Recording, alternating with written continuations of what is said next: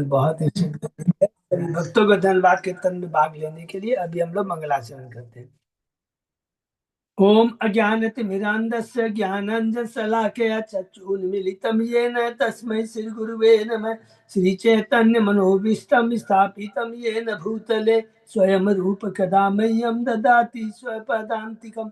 वन्देऽहं श्रीगुरु श्रीयुतपदकमलं श्रीगुरु वैष्णवांश्च श्रीरूपं साग्रजातं सहगण रघुनाथं पितं तं सजीवम् स्वाद्वैतं सावधूतं परिजं सहितं कृष्ण चैतन्य देवं श्री राधा कृष्ण पादान सहगण ललिता श्री विशाखाभितांत च नम ओम विष्णु पादाय कृष्ण प्रेष्ठाय भूतले श्रीमते भक्ति वेदांत स्वामी इति नामने नमस्ते सारस्वती देवे गौरवाणी प्रचारिणे निर्विशेषा शून्यवादी पाश्चात्य देश तारिणे वाञ्छा कल्पतरुभ्यश्च कृपा सिन्धुभ्यश्च पतितानां पावनेभ्यो वैष्णवेभ्यो नमो नमः। नमो महावदान्याय कृष्ण प्रेम पदायते कृष्णाय कृष्ण चैतन्य नामने गौरविसे नमः। हे कृष्ण करुणा सिंधु दीनबंधु जगतपते गोपेश गोपिका कांत राधा कांत नमस्तुते तप्त कांचन गौरांगी राधे बिंद्राबिनेश्वरी विश्वानुसुते देवी परमामि हरिप्रिय नीलांचल निवासाय नित्याय परमात्मने बलभद्र सुभद्रायाम जगन्नाथाय ते नमः।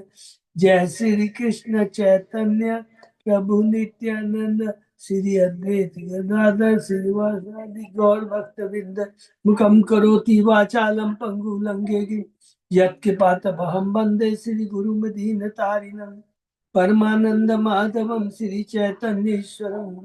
हरे कृष्ण कृष्ण कृष्ण हरे हरे हरे राम राम राम हरे हरे। श्री श्री मंगलाचरण की जय, शिला प्रभुपाद की जय। हरे कृष्णा। आज के इस भागवत चर्चा में सभी भक्तों का हार्दिक स्वागत है।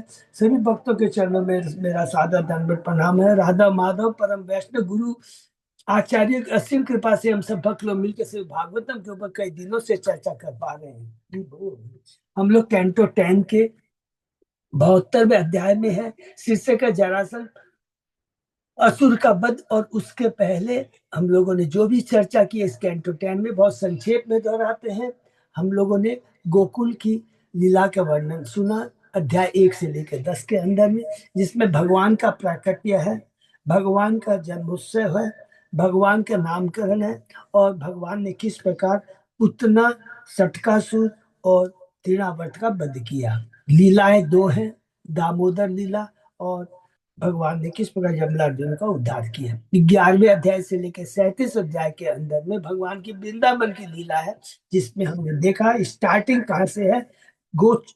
बछड़ों की चराने की सेवा भगवान को मिलती है और बछड़ों की सेवा करते करते भगवान प्लानिंग करते हैं कि अबे आज हमें पिकनिक करनी है। तो पिकनिक करने के भगवान पहले क्या करते हैं, जरा अघासुर का वध करते हैं और उसके बाद में ब्रह्म विमोहन लीला करते हैं। यही पिकनिक है। उसमें क्या है, ब्रह्मा जी को भ्रमित करते हैं। भगवान अपने भक्तों का झूठा खा रहे हैं। ब्रह्मा जी भ्रमित हो जाते हैं, अरे ये भगवान कैसे हो सकते हैं।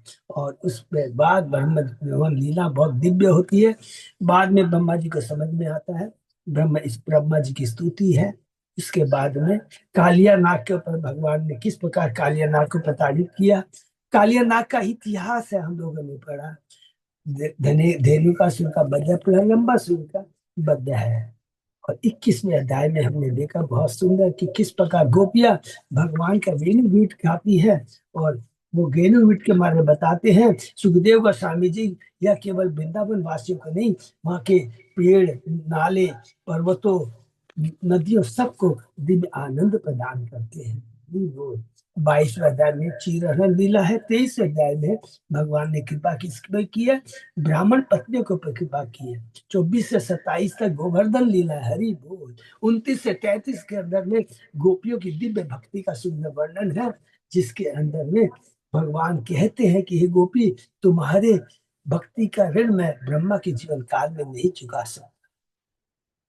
36 अध्याय में हम लोगों ने देखा अरिष्टासुर का वध है और श्याम कुंड राधागण का प्रकट है। और अंतिम अध्याय है हम लोगों ने पढ़ा जो वृंदावन के अंदर में भगवान करते हैं वो है, भगवान ने केसी और बोमासुर का वध करते हैं। उसके बाद में हमने देखा 38वें अध्याय ये किस प्रकार अक्रूर आता है और कृष्ण बलराम को ले जाने की तैयारी करता है। तो 39वें अध्याय के अंदर में बहुत सुंदर गोपियों का विरह भाव है। वो कहती है कि तुम्हारा नाम तो अक्रूर न होकर के क्रूर होना चाहिए। 40 अध्याय में बहुत दिव्य स्तुति है अक्रूर की। 41वें अध्याय में देखा भगवान पहुंच गए हैं कहाँ पर, भगवान पहुंच गए अब मथुरा। तो गोकुल की लीला हुई, वृंदावन की लीला हुई, तो मथुरा की लीला में भगवान मथुरा में प्रवेश करते हैं, अलग अलग भक्तों पर कृपा करते हैं, यज्ञ का धनुष तोड़ते हैं, हाथी का वध करते हैं और अंत में वो कंस को मार कर करके वृंदावन सॉरी मथुरा के वासियों का उद्धार करते हैं। भगवान अभी तक स्कूल नहीं गए थे तो भगवान सांदीपनि मुनि के आश्रम में जाकर गोकुल में जा गुरुकुल में जाकर कर करके 64 दिनों में 64 कलाएं सीखते हैं। 49 अध्याय में भगवान भेजते हैं अक्रूर को हस्तिनापुर। 50वें अध्याय में भगवान का युद्ध है जरासंध से, 17 बार युद्ध करता है, हर बार हार जाता है। और अब भगवान के यहाँ पर 50वें अध्याय में भगवान ने फाइनल किया कि अब मैं कहा जाऊंगा, द्वारका जाऊंगा। द्वारका की स्थापना करते हैं, विश्व रूप करता है, द्वारका की स्थापना करता है। द्वारका जाने के पहले 51 अध्याय में मुचकुंद के ऊपर काल यवन को कृपा करते हैं। 52वें अध्याय से हमने देखा कि भगवान की द्वारका की लीला शुरू होती है। कहाँ से शुरू होती है द्वारका की लीला? रुक्मणी के संदेश से। हरि बोल। रुक्मणी का संदेश आता है कि आप आइए और मेरा अपहरण कर कर करके मेरे ऊपर कृपा कीजिए। और इसके अंदर में जब भी कोई एग्जाम्पल देना हो कि भगवान की भक्ति कुछ भी जो शुरू होता है श्रवण से शुरू होता है, श्रवण से। रुक्मणी ने भगवान को नहीं देखा था, केवल श्रवण किया था। और श्रवण किससे किया था इसको भी नोट करके रखना है। उसने श्रवण किया था प्रामाणिक गुरु आचार्यों से, जो भीष्मक जो उनके पिता है उनके यहाँ आते जाते रहते थे, उनसे श्रवण किया। श्रवण मात्र से उसमें हृदय में चेतना कलुषित कलुषित चेतना बढ़ गई, उनकी चेतना दिव्य हो गई। दिव्य चेतना मतलब में जो कृष्ण प्रेम सुसुप्त रूप में जगा रहता है वो जागृत हो जाता है और कृष्ण से मिलने के लिए आता है। इतने उसमें शक्ति जाती है, एकमात्र कृष्ण ही मेरे पति हो सकते हैं। आती है, ब्राह्मण को बुलाती है, संदेश भेजती है। भगवान आते हैं 53 अध्याय में, अपहरण करके ले जाते हैं। और 54 अध्याय में भगवान उन्हें द्वारका जाकर कर करके वैदिक विधि से ब्याह करते हैं। उनके पुत्र होता है प्रथम पुत्र कृष्ण और रुक्मणी का, जिनका नाम है प्रद्युम्न, जिसका छोटा संक्षेप में वर्णन 55 अध्याय में हुआ कि किस प्रकार वो संबर असुर के चंगुल से निकल के आते हैं।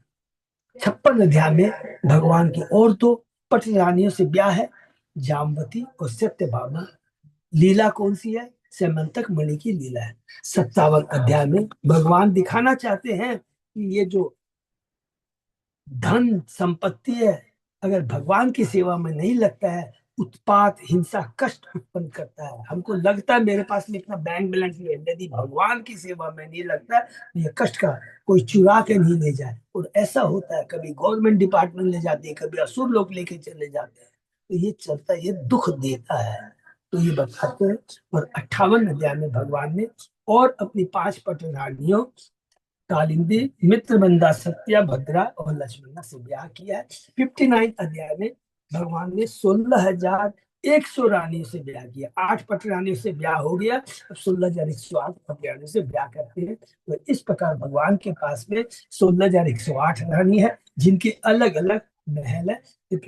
60वें अध्याय में हमने पढ़ा बहुत सुंदर, रुक्मणी का भगवान के संग परिकृष्ण भगवान का रुक्मणी के संग परिहास।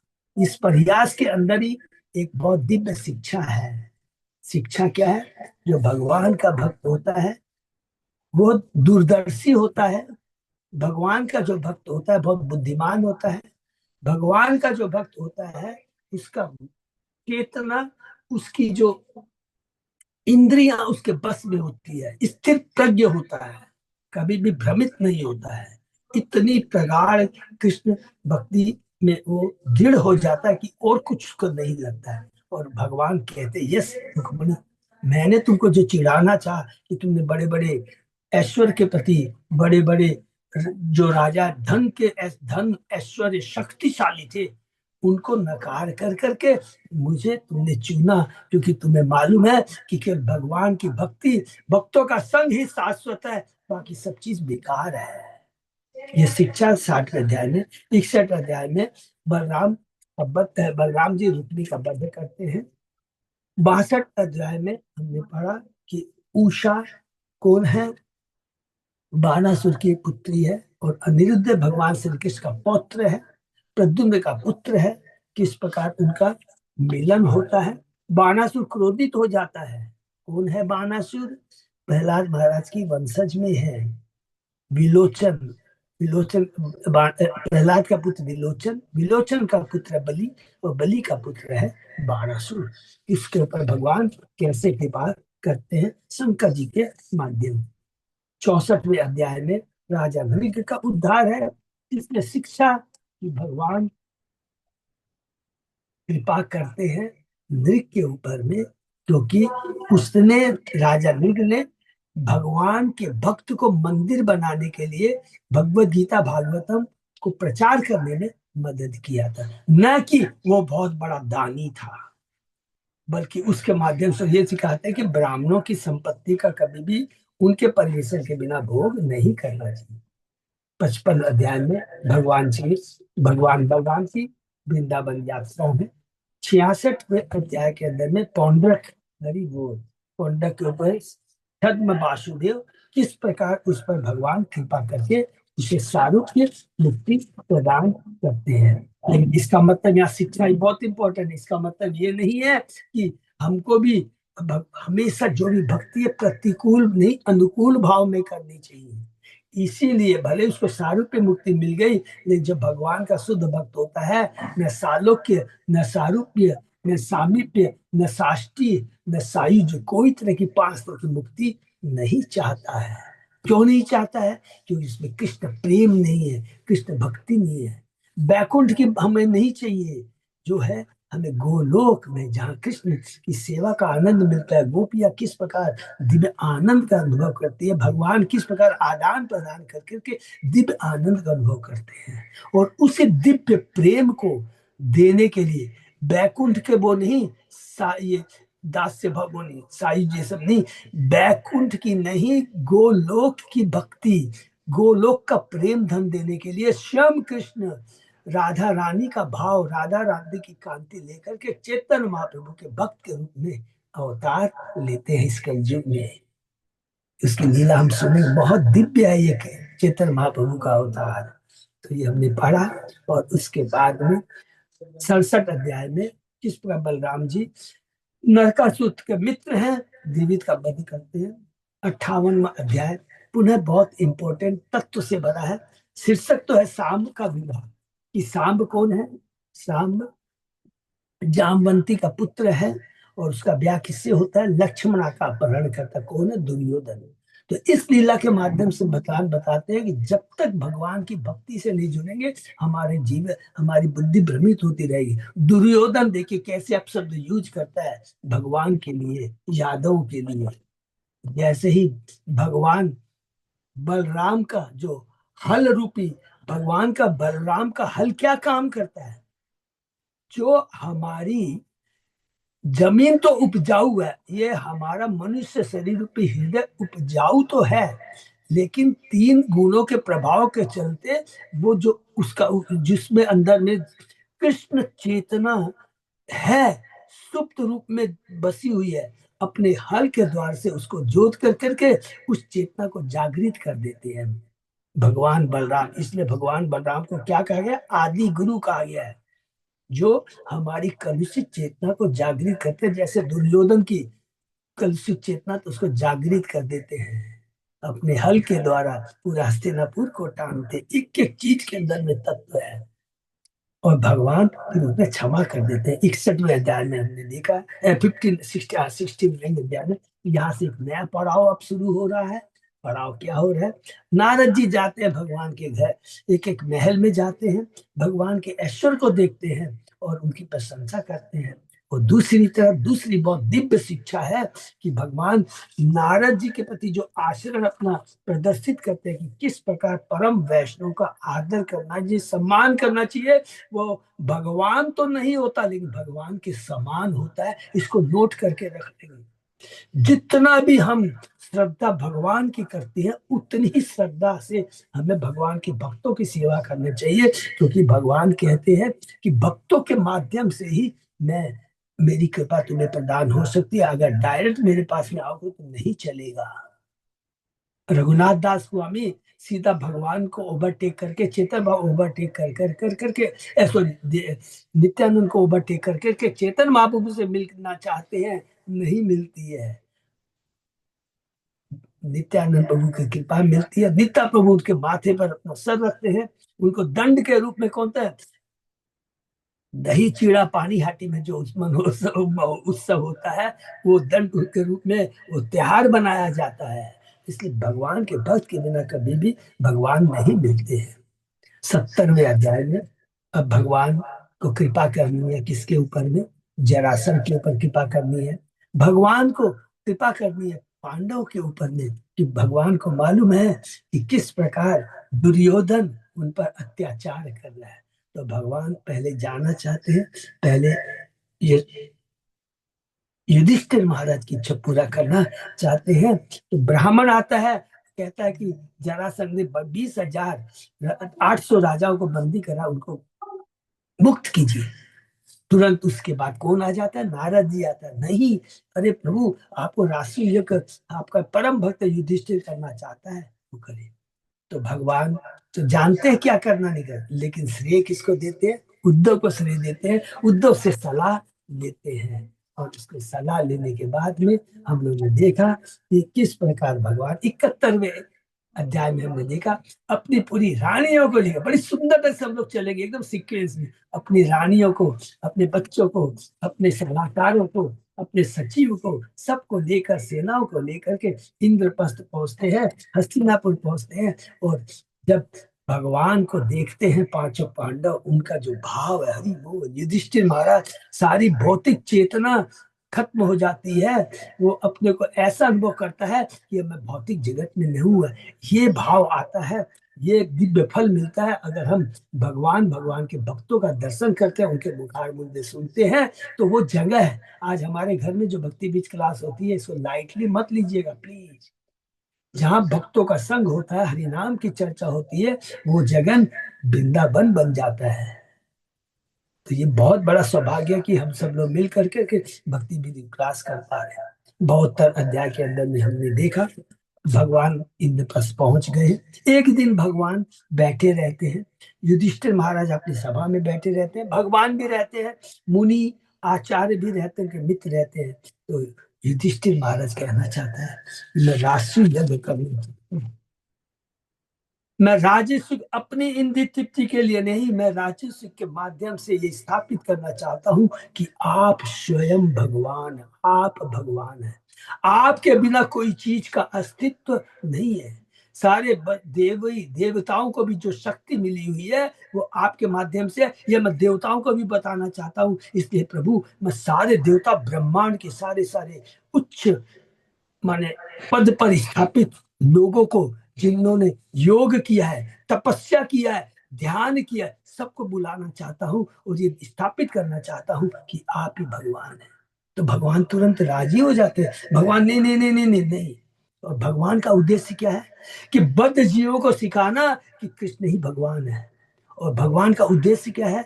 कि मेरा परम भक्त युधिष्ठिर है, अपने इंद्र तृप्ति के लिए नहीं, तुम्हें तत्व ज्ञान देने के लिए कि कृष्ण कौन है, इस चीज को स्थापित करने के लिए ये यज्ञ कर रहा है, अपनी इंद्र तृप्ति के लिए नहीं है।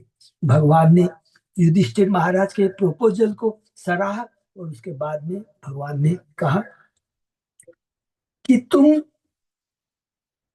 अपने सबसे पहले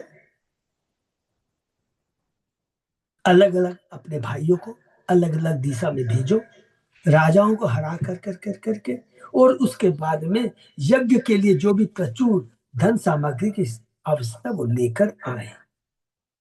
युधिष्ठिर महाराज सब अपने भाइयों को अलग अलग दिशा में भेजता है, सब राजाओं को हरा देता है, लेकिन केवल एक जन को नहीं हरा सकता है, वो है जरासंध। क्योंकि ये भी तो एक बहुत बड़ी लीला है, जरासंध को छोड़ के सारे राजा हरा दिए गए, तब भगवान भीम को माने भीमसेन को, अर्जुन को और स्वयं ब्राह्मण का वेश लेकर करके जरासंध के यहाँ जाते हैं।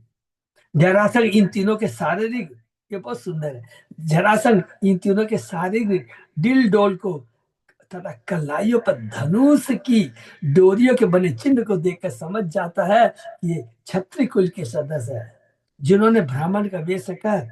फिर भी देखे जरासंध क्या बोल रहा है, फिर भी मुझको दान देना चाहिए, भले ही वे मुझसे मेरा शरीर ही क्यों न मांग ले। तब इसके आगे जो लीला है जरासंध के संग, कहाँ पर वहां पर कौन है, जरासंध के यहाँ है, कौन कौन है वहां पे, भगवान श्री कृष्ण स्वयं है, भीम है और अर्जुन है। और भीम के माध्यम से भगवान जरासंध का वध कराएंगे, क्योंकि भगवान फिर याद करेंगे कि भगवान क्या है, अद्भुत कर्मणा है, जो अपने एक कार्य से कई कार्य को सिद्ध करते हैं। तो ये आज हम चर्चा और आगे बढ़ाते हैं। ओम नमो भगवते वासुदेवाय। ओम नमो भगवते वासुदेवाय। ओम नमो भगवते वासुदेवाय। नारायण नमस्कृत नरम चैव नरोत्तमम् देवी सरस्वती व्यासं ततो जयम् उदीरे। नष्प्रायेषु भद्रेषु नित्यं भागवत सेवया। भगवती उत्तम श्लोके भक्ति भवति नैष्ठिकी। कृष्णाय वासुदेवाय देवकी नंदनाय च नंद गोप कुमाराय गोविंदाय नमो नमः। आराधयो भगवान ब्रजेश तनय ततदाम बिंदावनम रमया काचिदुपासना व्रजवधू वर्गेण्य कल्पिता। श्रीमद्भागवतम प्रमाणम अमलम प्रेमापुमतो महान। श्री चैतन्य महाप्रभो मतम इदम तत् आदरो न पर। हरे कृष्ण कृष्ण कृष्ण हरे हरे, हरे राम राम राम हरे हरे। 10 to 10 अध्याय 72 श्लोक नंबर 28। बहुत बहुत धन्यवाद, अच्छी दास को। तो हम लोग शुरू करते हैं। श्री भगवान वाच युद्धम न देहि राजेंद्र द्वंद्वशो यदि मन्यसि। युद्धार्थिनो वयम प्राप्ता राजन्य न अन्य कांक्षिण। भगवान ने कहा, हे राजेंद्र, यदि आप उचित समझते हो तो हमें द्वंद्व के रूप में युद्ध दीजिए। हम राजकुमार हैं और युद्ध की भिक्षा मांगने हैं, हमें आपसे कोई अन्य भिक्षा नहीं चाहते हैं। कृष्ण कहते हैं मुझसे, अशोभितो धर पार्थ तस्य भ्राता अर्जुनो ही अयम अन्यो मातुलेयम माम कृष्णम जानी ते रिपुम। वह वह रहा पिता पुत्र भीम और यह उसका भाई अर्जुन है। मुझे इनका मेरा भाई और अपना शत्रु कृष्ण जानो। क्योंकि पहचान गए हैं जरासंध, और भगवान तो जानबूझ के उसको पहचान करवाना चाहते थे। अब साफ साफ बता देते हैं, इंट्रोडक्शन देते हैं अपना भीम का और अर्जुन का। एवं आवेदितो राजा जहासो उच्चेस्म मागध आह चामर्षितो मंदा युद्धम तहि ददामि व। सुखदेव गोस्वामी ने कहा, इस प्रकार ललकारे जाने पर मगध राज जोर से हंसा और उपेक्षा पूर्वक, माने एक तरह से इंसल्ट करते हो, बहुत अच्छा, अरे मूर्खो, मैं तुमसे द्वंद्व युद्ध करूंगा। श्री विश्वास ठाकुर ने टीका कही है कि जरासंध को आंतरिक संतोष मिला, क्योंकि उसने सोचा कि उसके पास आने के लिए उसके शत्रुओं को ब्राह्मण का वेश बनाकर अपमानित होना पड़ा है। मैंने डर के मारे वो अपने छत्र रूप में ना कर करके ब्राह्मण के वेश। अतः आचार्य विश्वनाथ जरासंध के मन को इस प्रकार समझते, अरे निर्बलो, युद्ध करने की झंझट भूल जाओ, तुम मेरा सिर क्यों नहीं मांग लेते? तुम लोगों ने भीख मांगने वाले ब्राह्मणों का वेश बनाकर वीरता को सूर्य की भांति डुबो दिया है। किंतु यदि तुमने अपना साहस नहीं खोया है तो मैं तुम्हारे साथ युद्ध करूंगा। आचार्य अंततः इंगित करते हैं कि देवी सरस्वती की मंशा है कि अमर शीतो मंदा पढ़ा जाए। दूसरे शब्दों में भगवान की सत्यता पांडव और मंदा मूर्ख नहीं है, इसलिए उन्होंने क्रूर जरासंध को सदा सदा के लिए समाप्त करने के लिए सर्वश्रेष्ठ विधि को चुना। हरि बोल। देखिए अलग अलग आचार्य की टिप्पणी कितनी कितनी सुंदर होती है। न त्वया विरुणा योत्स्य युद्धि विकल्व तेजसा मथुराम स्वपुरीं त्यक्त्वा समुद्रम शरणम गतः। लेकिन हे कृष्ण, मैं तुमसे युद्ध नहीं करूंगा। क्यों नहीं करेगा? क्योंकि तुम डरपोक हो, कायर हो। तुम्हारे बल ने युद्ध के बीच में ही तुम्हारा साथ छोड़ दिया था और तुम अपनी ही राजधानी मथुरा से समुद्र में स्नान करने के लिए भाग गए थे। हैं? भगवान कहाँ चले आए हैं? द्वारका चले आए हैं। तो ये मूर्ख देखिए, ये ऐसे कहते हैं जिसकी मति कलुषित चेतना होती है, जो अज्ञानता में जोते हैं, जो अंधकार में होते हैं, वो अपने को प्रोप्राइटर कंट्रोलर इंजॉय समझते हैं और भगवान के दिव्य स्वरूप को नहीं जानते। जन्म कर्म चाहे में दिव्य में एवं यो वेति तत्वता, जो भगवान ने गीता के चौथे अगर ये 9वां श्लोक बहुत इंपॉर्टेंट है। इसलिए भगवान खुद अपने मुंह से कहते हैं मेरा जो जन्म होता है बड़ा दिव्य होता है, साधारण जीवों की तरह नहीं होते हैं। मेरे जो कर्म होते हैं बड़े दिव्य होते हैं, अद्भुत, उसमें अद्भुत कर्मणा हूं मैं। तो जो मेरे को वही समझ सकता है जो पूर्ण रूप से मेरे को समर्पित है, शरणागत है, मेरी भक्ति में है। अयम तु वैसा अतुल्यो नाति सत्वो न मे समः अर्जुनो न भवेत योद्धा भीम तुल्य बलो मम। जहां तक इस अर्जुन की बात है, वह न तो आयु में मेरे समान है, न अधिक बलशाली है। चूंकि वह मेरी जोड़ का नहीं, मेरे बराबर का नहीं है, मतलब उसे योद्धा नहीं बनना चाहिए। किंतु भीम मेरे ही समान बलशाली है। हाँ, भीम में भी 10,000 हाथियों का बल है, मेरे में भी बल है। इत्युक्त्वा भीमसेनाय प्रादाय महती गदाम द्वितीयाम स्वयमादाय निर्जगाम पुराद वही। यह क्या क्या जरासंध ने भीमसेन को एक बड़ी गदा दी, दूसरी गदा स्वयं ली और शहर के बाहर चला गया। तथा समय खले वीरो संयुक्तो इतरो इतरम जग नतु ब्रज कल्पाभ्याम गदाभ्याम रण दुर्मदो। इस तरह दोनों वीर नगर के बाद समतल अखाड़े में एक दूसरे से युद्ध करने लगे। युद्ध के क्रोध से उन्मत्त वे एक दूसरे पर ब्रज वज्र जैसी गदाओं से प्रहार करने लगे। मंडलानि विचित्राणि सभ्यम दक्षिणमेव चरतो सुशुभे युद्धम नटयो इव रंगिणो। जब वे चतुराई से दाएं तथा बाएं चक्कर काट रहे थे, जिस तरह की मंच पर अभिनेता नाचते हैं, तब यह युद्ध भव्य दृश्य उपस्थित कर रहा था। यहाँ पर जरासंध तथा भीम गदा चलाने में अपनी दक्षता प्रदर्शित करे, इस तरह ये जाना जा सकता है कि दोनों योद्धा नीडर थे और युद्ध के रोष में भी अचल थे, प्रवीण थे। ततः चट चटा शब्दो वज्र निष्पेश सन्निभ गदयो क्षिप्तयो राजन दंतयो इव दंतिनो। ये राजन, जब जरासंध तथा भीमसेन की गदाएं शब्द करती एक दूसरे से टकराती तो उनसे जो शब्द होता था वह दो लड़ते हुए हाथियों के दांतों की टक्कर के समान या तूफान के समय चमकने वाली बिजली के गिरने के धमाके जैसा था। हरि बोल। भगवान आनंद ले रहे हैं। हरि बोल। ये अनुवाद श्रीला प्रभुपाद कृत श्री कृष्ण पर आधारित है। देवे गदे भुज जवे निपात्यमाने अन्योन्य तो अंश कटि पाद करो अरु जत्रुम चूर्णी बभूवतु उपेत्य यथा अर्क शाखे संयुध्य तो द्वीरदयो इव दीप्त मनवयो। वे एक दूसरे पर इतने बल और वेग से अपनी गदाएं चलाने लगे कि जब ये उनके जंगों, कमरों, पांवों, हाथों, जांघों तथा हंसलियों पर चोट करती तो वे गदाएं उसी तरह चूर्ण हो जाती जिस तरह की एक दूसरे पर क्रुद्ध होकर आक्रमण कर रहे दो हाथियों से मदार की टहनियां पिस जाती। अरे बोल कितने शक्तिशाली हो।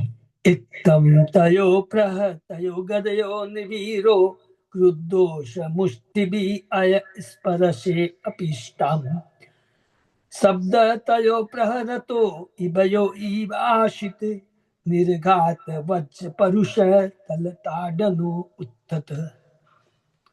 जब उनकी गदाएं विनष्ट हो गई तो पुरुषों में महान वे वीर क्रोधपूर्वक अपने लोहे जैसे कठोर घूसों से एक दूसरे पर आघात करने लगे। जब वे एक दूसरे पर घूसे मार रहे थे तो उससे निकलने वाली ध्वनि हाथियों के परस्पर लड़ने भिड़ने बिजली की कटु कड़कड़ाहट जैसी लग रही थी। तयो एयं प्ररत्तु संशिक्षा बल ओजसो निर्विशेषम अभूत युद्धम अच्छिन्न जबयो नृप। इस प्रकार उन दोनों ने लड़ते हुए समान प्रशिक्षण बल तथा उत्साह वाले प्रतिद्वंद्वियों की यह प्रतियोगिता समाप्त नहीं हो रही थी। इस तरह से हे राजा, वे बिना किसी ढील के लड़े जा रहे थे। इस अध्याय में कुछ आचार्य निम्नलिखित दो श्लोकों की भी सम्मिलित करते हैं, इंक्लूड करते हैं, और श्री प्रभुपाद ने अपनी पुस्तक श्री कृष्ण में भी इसका अनुवाद सम्मिलित कर दिया है। एवं तयोर महाराज युध्यतो सप्तविंशति दिदानि निरंग तत्र तत्र सुहृद वनदिशि तिष्ठतु एकदा मातु ते लंबे प्राराजन वृकोदर न शक्तो अहम जरासंगम निर्जेतुम युधि माधव। इस प्रकार हे राजा, वे 27 दिनों तक लड़ते रहे। प्रत्येक दिन युद्ध समाप्त होने पर दोनों जरासंध के महल में रात में मित्रों की बातें रहते थे। तब हे राजा, 28वें दिन भृकोदर भीम ने अपने मेरे भाई से कहा, माधव, मैं जरासंध युग में पराजित नहीं कर सकता।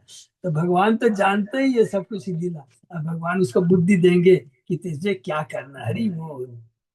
शक्तो जन्म मृति विद्वान जीवितम च जराकृतम पार्थम आप्यायन स्वेन तेजसा अंचियत हरि अचिंतयत हरि। भगवान कृष्ण अपने शत्रु जरासंध के जन्म तथा मृत्यु के रहस्य के बारे में जानते थे। हरि बोल। वे यह भी जानते थे कि किस तरह जरा नामक राक्षसी ने उसे जीवन दान दिया। यह सब विचार करके कृष्ण ने भीम को अपनी विशेष शक्ति प्रदान की। फिर से प्रभुपाद लिखते हैं कि भगवान श्री कृष्ण जरासंध के जन्म का रहस्य जानते थे। जरासंध दो भिन्न माताओं से दो भिन्न भागों में जन्मा था। जब उसके पिता ने देखा कि यह शिशु बेकार है तो उसने दोनों भागों को जंगल में फेंक दिया। वहां जरा नामक किसी चुड़ैल ने उन्हें पा लिया। उसने किसी शिशु के दोनों भागों को सिर से पैर तक जोड़ दिया। इससे जानने के कारण कृष्ण यह भी जानते थे कि उसे किस तरह मारा गया है। दो भाग थे, जोड़ दिया है, जरा ने उसको जोड़ दिया, तो इसलिए भगवान बोलेंगे जो जैसे उसको जोड़ा था वैसे उसको निकाल दिया जाए। संचिंतयारि बद उपायम भीमस्य अमोघ दर्शन दर्श्यामाश वितपम पाठयनीव संगया। शत्रु को किस तरह मारा जाए इसका निश्चय करके उन अमोघ दर्शन भगवान ने एक वृक्ष की छोटी सी शाखा को बीच से चीरकर भीम को संदेश दिया। हरि बोल। तत्विज्ञाय महासत्तो भीम प्रहर्ताम वर घृत्वा पादयो सत्तुम पातयामास भूतले। इस संकेत को समझकर योद्धाओं में सर्वश्रेष्ठ उस बलशाली भीम ने अपने प्रतिद्वंदी के पैर पकड़कर उसे पहले भूमि पर गिरा दिया। उसके बाद में एकम पादम पदा आक्रम्य दोभर्याम अन्यम प्रगृह्य गुद्दत पाटयामाश शाखामिव महागज। भीम ने अपने पांव से जरासंध के एक पांव को दबा लिया और दूसरे पांव को अपने हाथों से पकड़ लिया। फिर जिस तरह कोई विशाल हाथी किसी वृक्ष से एक शाखा तोड़ ले, उसी तरह भीम ने जरासंध को गुदा से लेकर ऊपर तक चीर डाला, दो भागों में कर दिया। एक पादो उरुवृषम तटी पृष्ठ स्तन अंसके, एक बाहु अक्षि भ्रू कर्णे शकले ददृशु प्रजा। तब राजा की प्रजा ने उसे दो अलग खंडों में पड़ा हुआ देखा। प्रत्येक खंड में एक एक पांव, जांग, अंडकोश, कमर, कंधा, बाह, आंख, मुंह, कान तथा आदि पीठ एवं छाती थे, जो ओरिजिनली जैसे थे जिसको जरा ने जोड़ा था राक्षसी ने।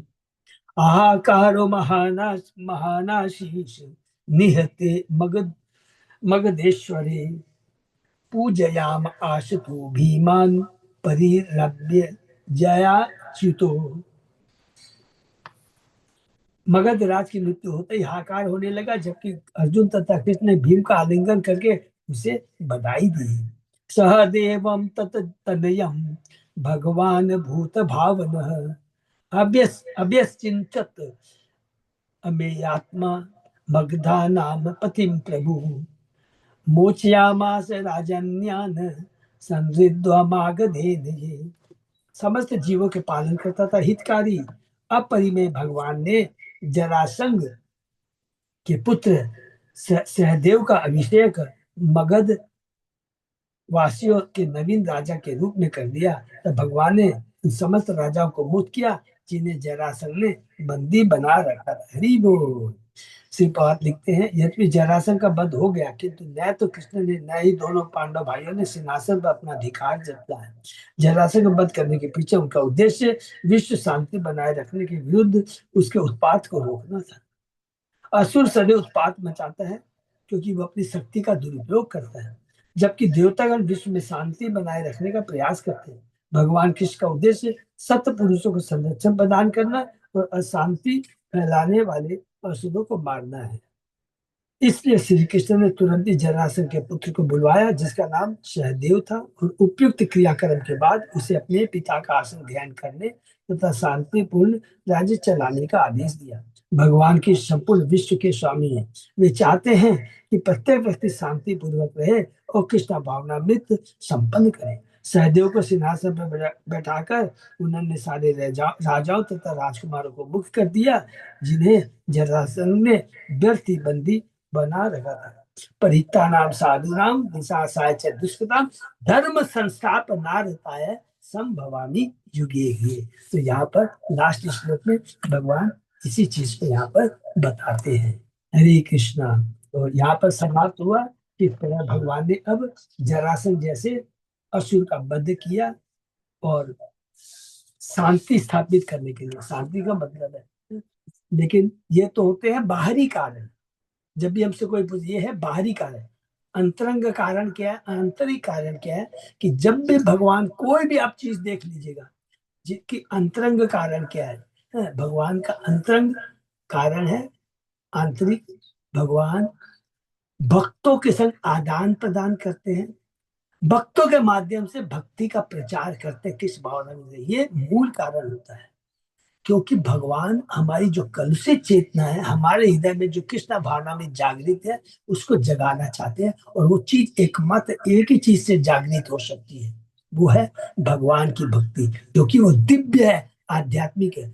कोई भी भौतिक शक्ति से हम अपनी कलुषित चेतना को शुद्ध नहीं कर सकते। चाहे योग के माध्यम से, ध्यान के माध्यम से, तपस्या, सब बेकार है। क्यों बेकार है? क्योंकि सारी भौतिक क्रियाएं, एक बात हरि नाम भी आध्यात्मिक है, जो हमारी सारी भौतिक असत भौतिक इच्छाओं को खत्म कर देता है। नेक्स्ट, अब हम लोग नए अध्याय में प्रवेश करते हैं। अध्याय 73।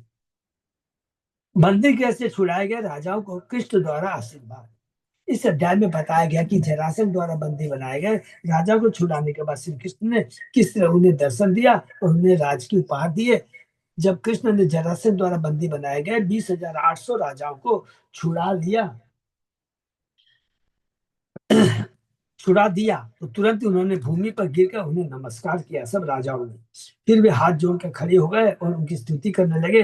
अपने बंदी होने को अपने मिथ्या अहंकार को चूर करने के लिए भगवान की कृपा मानते हुए राजाओं ने यही प्रार्थना की कि उन्हें वही वर मिले जिससे भगवान के चरण कमलों का वे निरंतर स्मरण करते, अर्थात वो भगवान की भक्ति करते रहे, ऐसा वर मिले। भगवान ने उन्हें आश्वासन दिया कि उनकी प्रार्थना पूरी की जाएगी। उन्होंने उन्हें शिक्षा दी, तुम लोग वैदिक यज्ञ करते हुए मेरी पूजा करना। हरि बोल। वेदों का लक्ष्य, परम लक्ष्य क्या है? भगवान की पूजा करना, न कि सकाम कर्म में फंसना। और धर्म के नियम के अनुसार अपनी प्रजा की रक्षा करना। तुम अपने मन को मुझ में स्थिर करके संतानें उत्पन्न करना। और सुख, देखिए क्या क्या चीजें हैं। अपने मन में मुझको स्थिर कर संतानें उत्पन्न करना, अर्थात तुम्हें कृष्ण भावना में संतान उत्पन्न करना है। और सुख तथा दुख में समभाव बने रहना है। मेरी भक्ति करोगे तो सुख दुख लाभ हानि जय पराजय से विचलित नहीं होगे। इस अपने जीवन के अंत में तुम अवश्य मुझे प्राप्त करोगे। ये स्वयं भगवान ज्ञान दिए राजाओं को। इसके बाद कृष्ण ने उन राजाओं को ठीक से नहलवाया तथा वस्त्र पहनवाए और सहदे से फूलों की माला, चंदन लेप, सुंदर वस्त्र तथा अन्य राजोचित वस्तुएं दिलवाई। उन्हें रत्नों तथा स्वर्ण भूषणों से सज्जित कराकर रथों पर बैठवा कर उन्हें अपने अपने राज्यों में भिजवा दिया। वे वहां जाकर भगवान द्वारा दिए गए आदेशों के अनुसार फिर से अपने कर्तव्य निभाने लगे। भगवान के संग कहता तुमको राजर्षि बन के कार्य करना, खाली राजा बन के नहीं। तुम्हारा पिता तो खाली राजा था और अपने धन बल बुद्धि का दुरुपयोग कर रहा था, लेकिन जो राजर्षि होता है कृष्ण को केंद्र में रख करके राज्य का पालन करता है और सब भक्तों में, सब प्रजा में हरि कृष्ण भावनामृत का प्रचार करता है, उसको कहते हैं राजर्षि। तब कृष्ण भीम तथा अर्जुन इंद्रप्रस्थ के लिए विदा हुए। जहाँ राजा युधिष्ठिर से भेंट करके उन्होंने उन्हें जो कुछ घटा सब कुछ कह सुनाया। भगवान अब पहुंच गए। श्री शुकवाच है, सुखदेव गोस्वामी जो बताते हैं कि अब कृष्ण पहुंच गए इंद्रप्रस्थ। और क्या बता रहे सुखदेव गोस्वामी? अयुतो अयुते द्वेषा सतानिष्टो निरुद्धा युधि निर्जिता ते निर्गता गिरिध्रोणियान मलिना मलवाशस क्षुत्त क्षामा शुक्त वदना सनरोध परिकर्षिता दधिषु ते घनश्यामं पीतकोशेय वाशसम श्रीवत्स अंकम चतुबाहुं पद्मगर्भारुणो इक्षणं चारु प्रसन्न वदनम स्फुरत मकर कुंडलम पद्महस्तं गदा शंख रथांगी उपलक्षितं किरीटहार कटक कटिसूत्र अंग गदा चिम अंचिम भ्राजत वर्मणि ग्रीवं निवित्तं वनमालया पिबन्त इव चक्षुभ्यां लिहन्त इव जीवया जिघ्रन्त इव नासाभ्यां रम रंभन्त इव बाहुभिः प्रणेमु हत पापमानो मूर्धभि पादयो हरि। सुखदेव गोस्वामी ने कहा जरासंध ने 20,800 राजाओं को युद्ध में पराजित करके उन्हें बंदी खाने में डाल दिया। जब ये राजा गिरिद्रोणी किले के बाहर आए तो वे गंदे लग रहे थे और गंदे वस्त्र पहने हुए थे। वे भूख के मारे दुर्बल हो गए थे, उनके चेहरे सूख गए थे और दीर्घ काल तक बंधे रहने से अत्यधिक कमजोर हो गए थे। तब राजाओं ने भगवान को अपने समक्ष देखा। उनका रंग बादल के समान नीला, गहरा नीला था और वे पीले रेशम का वस्त्र पहने थे। वे अपने वक्षस्थल पर श्रीवत्स चिन्ह, अपने 4 विशाल भुजाओं, कमल के कोष जैसी गुलाबी रंग की आंखों, अपने सुंदर हंसमुख चेहरे, अपने चमकते मकर कुंडलों तथा हाथों में कमल गदा शंख तथा शंख चक्र धारण करने से पहचाने जाते थे। हरि बोल। विष्णु रूप में थे 4 भुजा के लिए।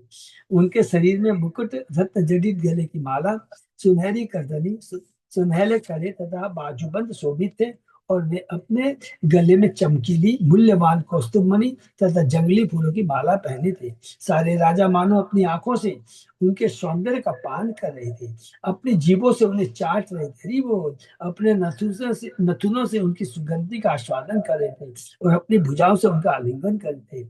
अब उनके विगत पापों का उन्मूलन खत्म हो चुका था। राजाओं ने भगवान हरि के चरणों पर अपने अपने शीश रखकर उन्हें प्रणाम किया। बहुत सुंदर वर्णन हरि बोल।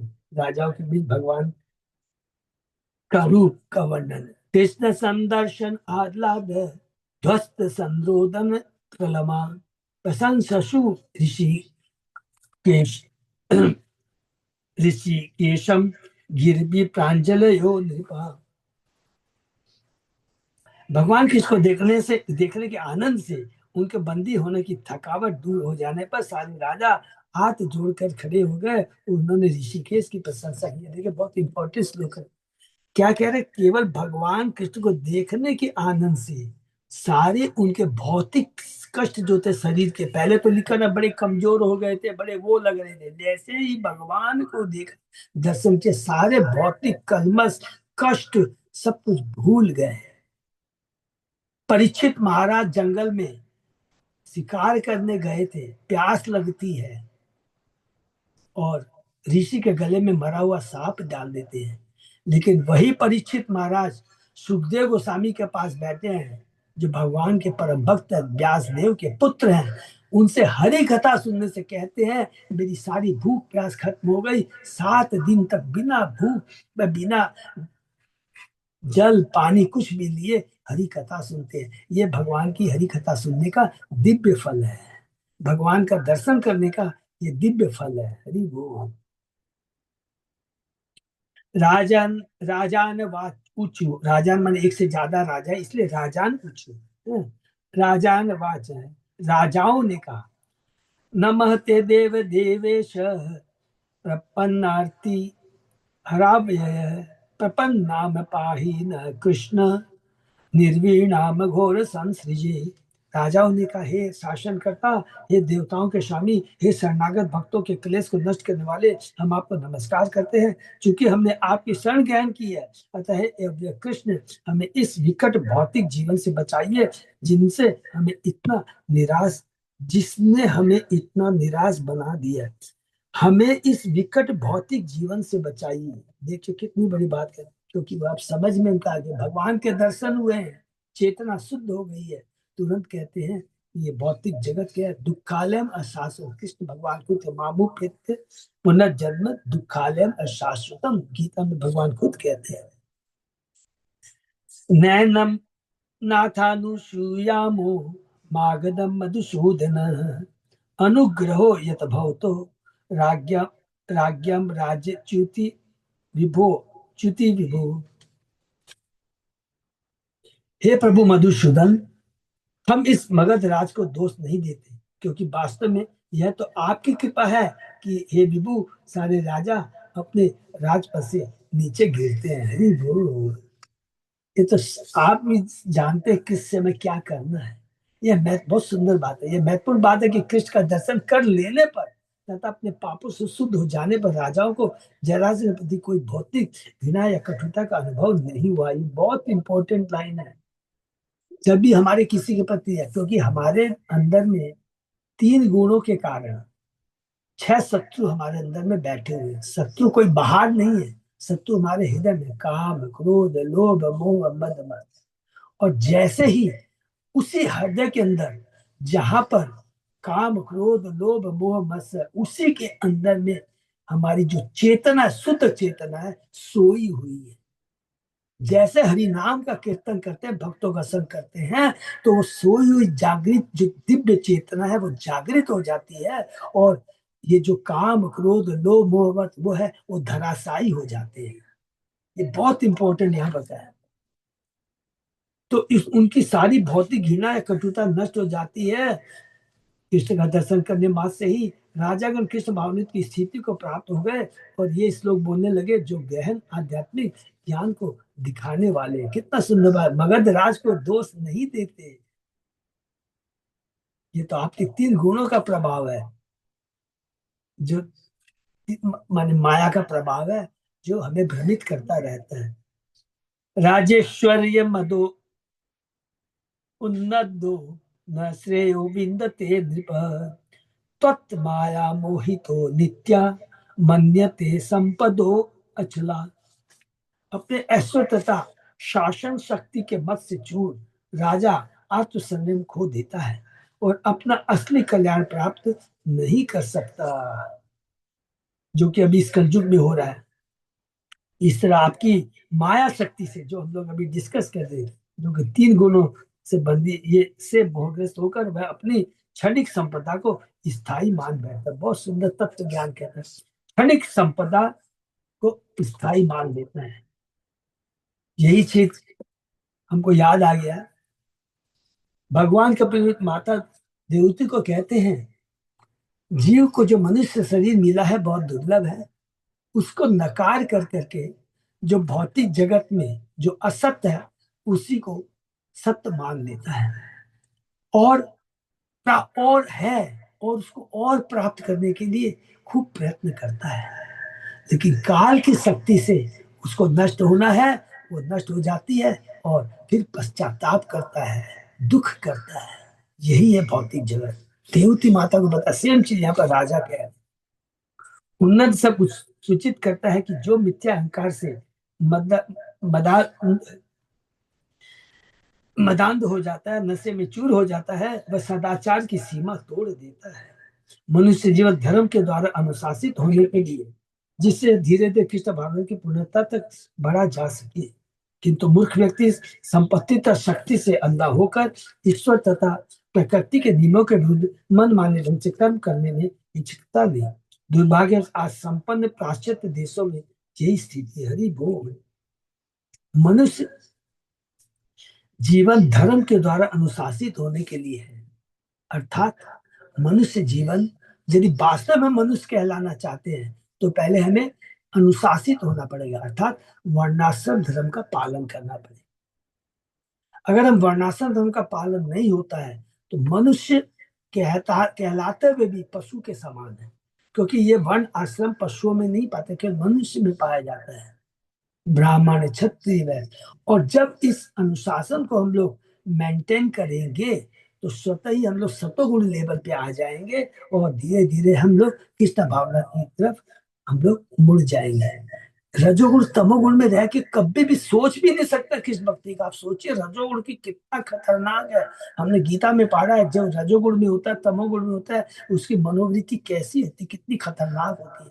आज मेरे पास इतना, कल इतना होगा, और मैं आज इस शत्रु को मारा है, कल मैं उस शत्रु को मारूंगा। ये सोच होती है रजोगुण।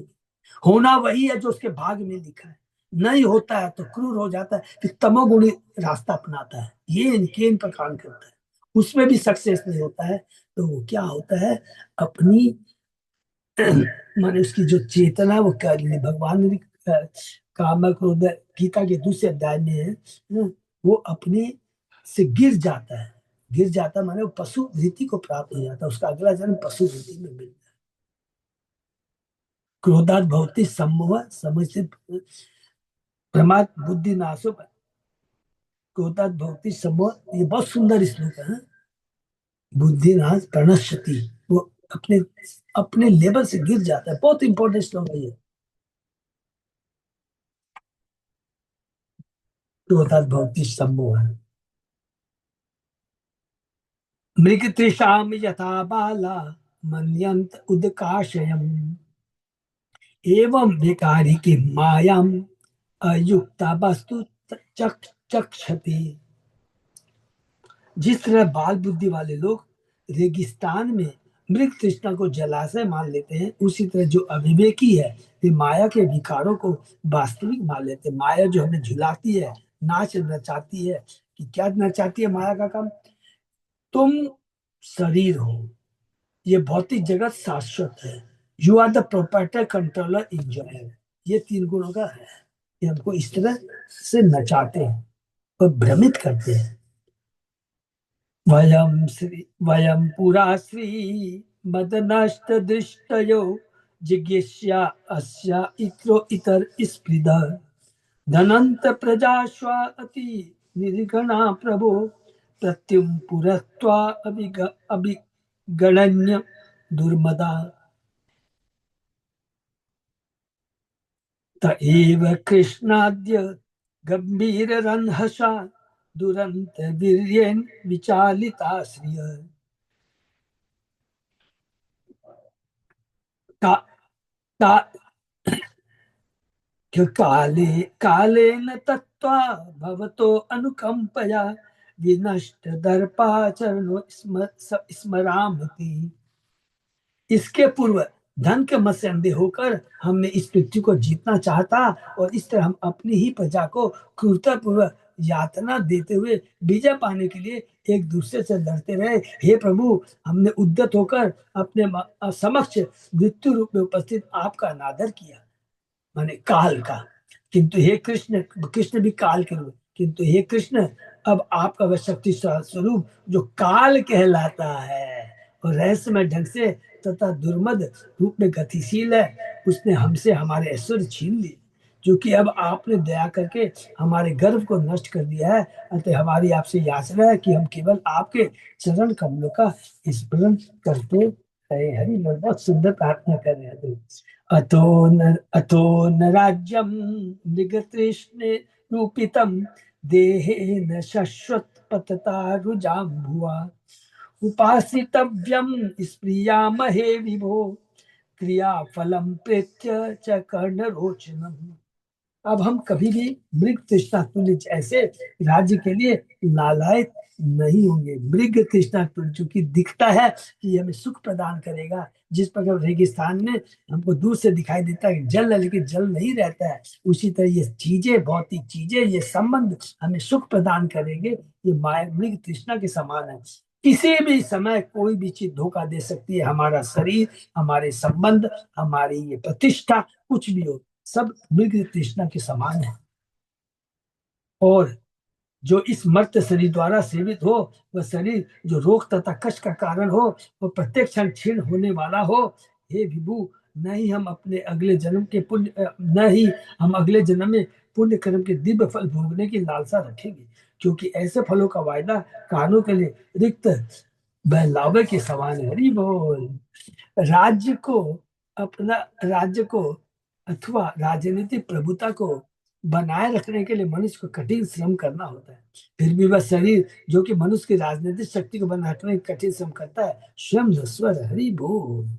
प्रतिक्षण यह शरीर मृत्यु की ओर बढ़ता रहता है, उसे अनेक कष्ट भोगने पड़ते हैं। इससे शुद्ध आत्मा के लिए संसारी शक्ति का यह सारा खेल समय का अपव्यय। उसे तो अपनी सुप्त कृष्ण चेतना को जागृत करने की सवाल आवश्यकता रहती है। वो जो सुप्त चेतना, शुद्ध चेतना जो कि सुप्त अवस्था में, उसे में जागृत करना है। और उपाय क्या है? हरिनाम के द्वारा। वैदिक शास्त्र और अन्य आर्थिक धर्म ग्रंथों में उन लोगों के लिए जो इस जीवन में पुण्य कर्म करते अगले जन्म में स्मृति तथा स्वर्गिक भोग दिलाने के अनेक वायदे मिलते हैं। ऐसे वायदे सुनने में मधुर लगते हैं, किंतु वे इससे अधिक कुछ नहीं है। भौतिक भोग चाहे स्वर्ग का हो या नरक का, शुद्ध आत्मा के लिए एक प्रकार का मोह है, क्योंकि सब क्षणिक है, धोखा देने वाला है। भाग्यशाली राजाओं को अब, जबकि उन्हें कृष्ण, भगवान कृष्ण का सानिध्य मिला है, भौतिक दृष्टि के माया जाल से परे उच्चतर आध्यात्मिक स्थिति अनुभूति हो गई है। हरि बोल। तो ये यहाँ हम लोग विराम देते हैं। ईश्वर तत्व, जीव तत्व, भगवान, भगवान की भक्ति, भक्तों का सर, इस 4 श्लोक 5 श्लोक के अंदर में राजाओं ने अपनी प्रार्थना के माध्यम से हमारे सामने प्रस्तुत किया है। देखिए कितना सुंदर बात का है कि भौतिक चीज जो भी हो, कितनी ही शक्तिशाली हो, बाहरी दृष्टि से वो हमको भौतिक टेम्परेरी सुख दे सकती है, लेकिन सबसे बड़ी बात जो कि भगवान कपिल ने कहा और यहाँ पर भी राजाओं ने, प्रभुपाद जी ने तात्पर्य में कहा है, सबका अंत है। भौतिक चीज कुछ भी हो, हर चीज का अंत है। और जिस चीज का अंत है, इसका मतलब हो गया कि वो धोखा देने वाला है। लेकिन हम क्या है, 3 गुणों के प्रभाव में आके इसको शाश्वत समझ बैठते हैं कि ये मेरा शाश्वत पत्नी है, ये शाश्वत पति है, ये मेरा शाश्वत धन है, ये शाश्वत बहन है। और ये जो सोच है, यही माया के चलते हैं। लेकिन जब हम भगवान और भगवान के भक्तों का संग करते हैं, शास्त्रों को पढ़ते हैं, हम लोग बोनाफाइड गुरु आचार्यों के मुखार बिन से सुनते हैं, सुनने मात्र से ये जो झूठी चेतना है, जिसको बोलते हैं अज्ञानता, मूर्खता है, ये उसका पर्दाफाश हो जाता है। और जैसे पर्दाफाश होता है, हमारी जो प्रयास है, जो प्रयत्न है, उनके पीछे न जा कर करके भगवान के चरणों में, भगवान की भक्ति में लग जाता है। यही भक्ति का राज है, यही एकमात्र हरिनाम कि भौतिक जगत से भगवान की भक्ति प्राप्त करने की एकमात्र विधि है, द ओनली ओनली मीन्स, एकमात्र विधि है हरि नाम।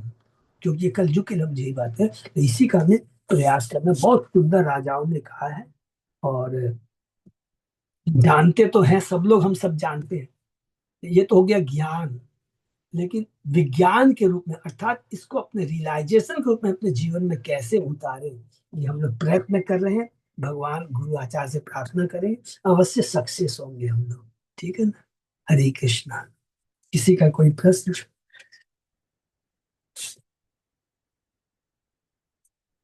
बहुत बहुत धन्यवाद सब भक्तों को। तो हम लोग यहीं पे विराम देते हैं। जस्ट 1 मिनट और लेंगे। कल हम लोगों की बीपी बोर्ड, कॉम माने committee of managers of temple, preachers, CDC members, सब लोग की मीटिंग हुई थी। उसमें बहुत 2-3 इम्पोर्टेंट पॉइंट डिस्कस हुए हैं।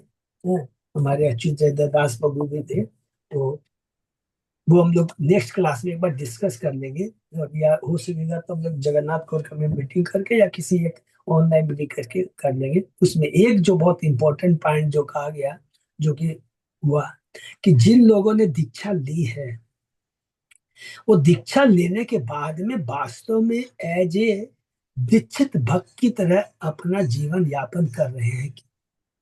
खाली भाई ना, खाली नाम फॉर द नेम से खाली दीक्षा ले लिए, नहीं तो ये बहुत बड़ा अपराध हो जाएगा। तो इस चीज पर हम लोग चर्चा, उसके लिए हम लोग करेंगे ऐसा कि आपस में अमंग आवर से वी शैल क्रिएट मीटिंग, माने मेंबर्स करेंगे, कि वो अपने अपने ग्रुप का सबका क्रॉस चेक करेंगे बीच बीच में, कि तुम कर रहे हो, कैसे कर रहे हो। अब जैसे क्या था, अल्टर इन होम लिखा था, तो मैंने देखा सब लोगों ने बहुत बहुत नाम दिए, तो फिर मैं अभी सबके सामने बोला नहीं। अल्टर इन होम का मतलब क्या है, वो मैं आज थोड़ा सा मैं सबके सामने बोला नहीं, लेकिन मैं अलग से डिस्कस करूंगा कि जो प्रभुपाद जी ने जो स्टैंडर्ड स्थापित किया है कि अल्टर घर में होना चाहिए, वैसा ही होना चाहिए, वो बहुत जरूरी है। तो वो चीजें हम लोग डिस्कस में करूंगा अलग से, सीडीसी के अंदर में। सबके सामने करना ठीक नहीं था, क्योंकि सब लोगों ने दिखा दिया मेरे घर में इतने हैं, इतने हैं, इतने हैं, तो वो नहीं चलेगा। तो हम लोगों को बहुत अच्छे ढंग से, एज पर the standard fixed by Prabhupada ji, उसी हिसाब से घर में अल्टर होना चाहिए, तभी भक्ति जागृत होगी। देखिए एक एक चीज के पीछे बहुत ये वो साइंटिफिक, इसलिए कृष्ण विज्ञान है ये। स्वतः ही आप देखेंगे कि एक कृष्ण भावना भी जागृत होगी तरीकों। ठीक है ना? तो ये दो चीजें बहुत इंपॉर्टेंट है, उसको हम लोग डिटेल में चर्चा करेंगे। हरे कृष्ण। एक पे विराम देते हैं। और इस बार जैसे कि गौर पूर्णिमा में हमारे भक्त लोग सब बहुत अच्छा कर रहे हैं, I am thankful to all the devotees and leaders, इतना अच्छा कर रहे हैं। कि सब लोगों ने हमारे BS 68 से, हमारे नेचुरल सिटी से, सब जगह से, अच्युत अजय दास प्रभु से, सब जगह से फंड आ रहा है।